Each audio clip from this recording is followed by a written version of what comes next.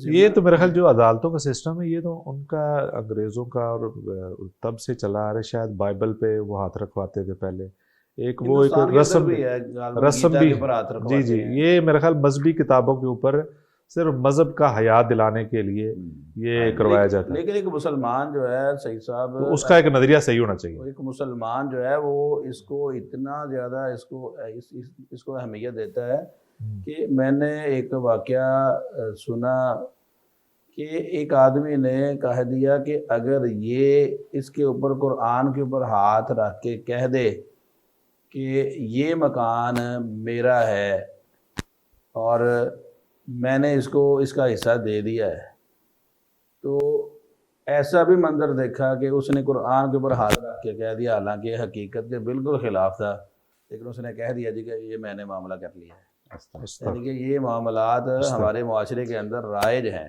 تو عدالتوں میں ہوتے ہی سارے جھوٹے. لیکن کیا یہ اس میں یہ کہا جا سکتا ہے کہ اگر کوئی قرآن کے اوپر ہاتھ رکھ کے قسم اٹھا لیتا ہے تو قسم اٹھانے کے بعد کیا وہ قسم کا کفارہ دے دے تو معاملہ حل ہو جائے گا؟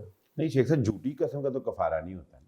قسم کا کفارہ تو وہ ہوتا ہے کہ آپ نے ایک کام کی قسم اٹھائی کہ میں اللہ کی قسم اٹھاتا ہوں کہ میں مثلا سعید صاحب نے قسم اٹھائی کہ اللہ کی قسم میں بلال صاحب نے روٹی کھواواں گا، بعد جو مکر گئے.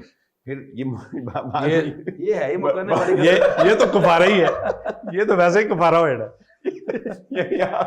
آپ نے کوئی ایسی قسم اٹھائی کہ جو بعد میں آپ کام کر نہیں سکے، آپ کسی مجبوری کی وجہ سے کر نہیں سکے، تو پھر آپ کہیں گے چلو جی اب اس کا کفارہ. ایک ہے کہ آپ نے سوچا یہ تھا کہ میں روٹی کھوانی ہی نہیں، پھر ایویں قسم کھا رہی، یہ غلط. اس کا کوئی کفارہ نہیں. پھر اس کو چاہیے سزا ہی ملنی، پھر اس کو چاہیے کہ جس کو کہا گیا وہ کھلا دے. یعنی کہ سادے لفظوں میں یہ کہا جا سکتا ہے کہ اگر کوئی انسان قرآن کے اوپر ہاتھ رکھ کر ایسا کوئی حلف دے دیتا ہے جی جی، تو وہ کفارہ دے کے آزاد نہیں ہو سکتا جب تک کہ اس کا حق ادا نہ کرے. نہیں، یا اس کا حق ادا کرے اور اللہ سے بھی معافی مانگے اور اس بندے سے بھی معافی مانگے.